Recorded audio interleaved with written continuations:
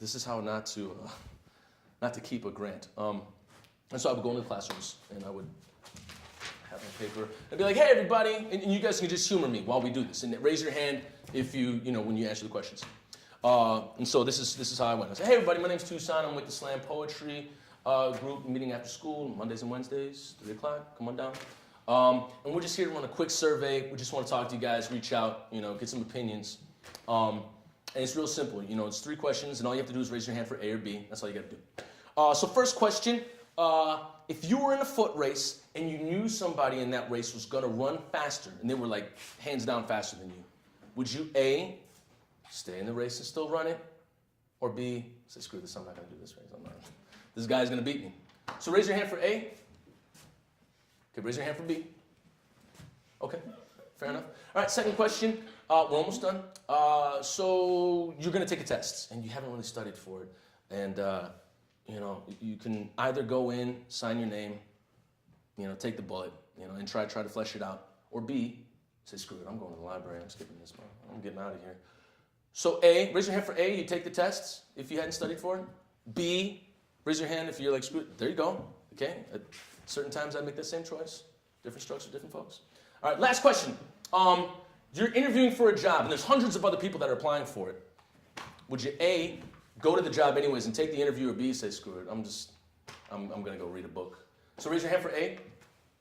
Raise your hand for B. Okay, great. That's really impressive. I was quoting the statistics, and I'm treating you all like you were the class in Roosevelt. According to statistics, do you know what I expected you guys to raise your hand on? B. We expected you to pick B all the way through. You want to know why? Because less than 50% of you are expected to graduate high school.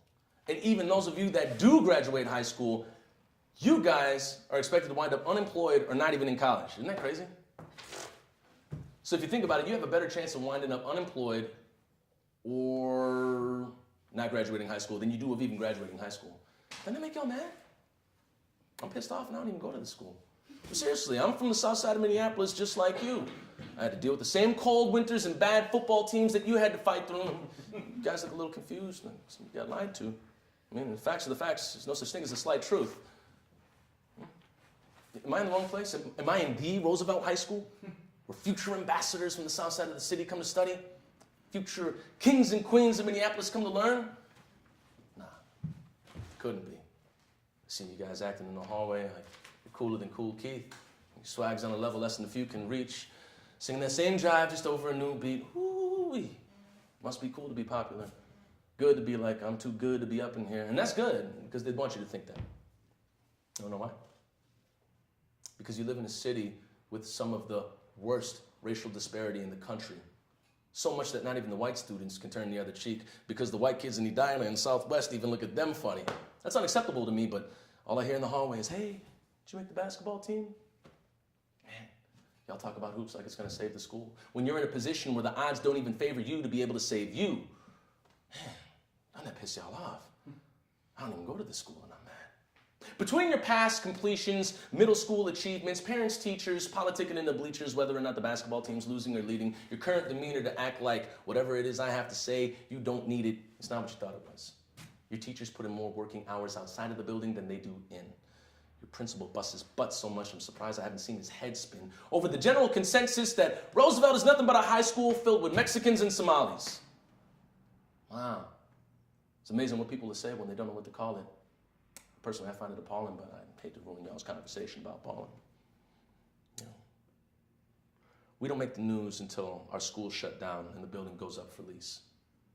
We don't make the news until our classmates get shot somewhere between here and the street. When the system's not fair, it wants you to not care. I really wish y'all had something to say about that.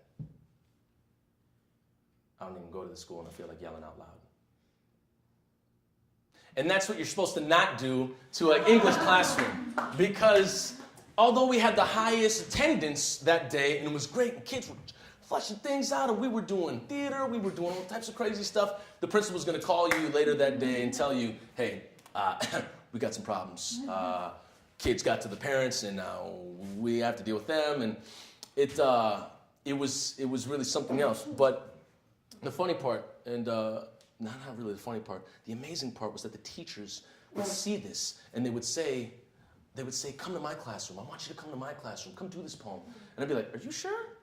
You saw what the hell just happened over here? Like somebody, damn, their head almost popped off. And kids would get really upset, and some kids would be like, I get it. I want to do that. And this one woman, a small white woman, just short one, she had to be 23, just out of college. She said, sir, come to my classroom. It's upstairs on the 3rd floor. I was like, all right, cool. And this is like finding a classroom in Hogwarts. I mean, like this, her class was like way the F up there. I was like, okay, cool. So I go in, and I look in the classroom, I'm like, holy shit. This is the resource room. This is where the 3rd and 4th and 5th strikes go. These people were not messing around. These kids didn't give a shit. They didn't care. They did not care. And there was a kid. He was sitting behind like a friggin' like metal like bookcase, so he couldn't even see the teacher. But he was a huge kid. He was like 6'4", like 200 pounds or something, like 230 pounds. And he was sitting there like, and so I tried to do the poem in the beginning. Didn't even work. They weren't even phased.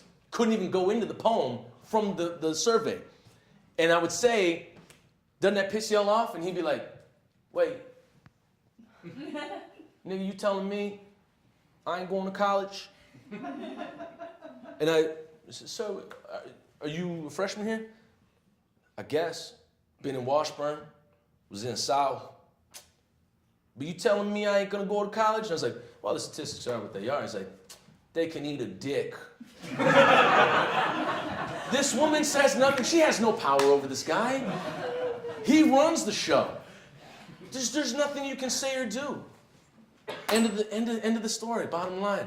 And that, for me, was the apathy and the state of that building that killed me. And being let go and giving a little, severance pay was fine, but good Lord, was that sad. And it's not even pretending to care. That's the worst part. It's just put them in a room up in the corner and let them be by themselves. So that kind of messed me up. We're at the halfway point. All right.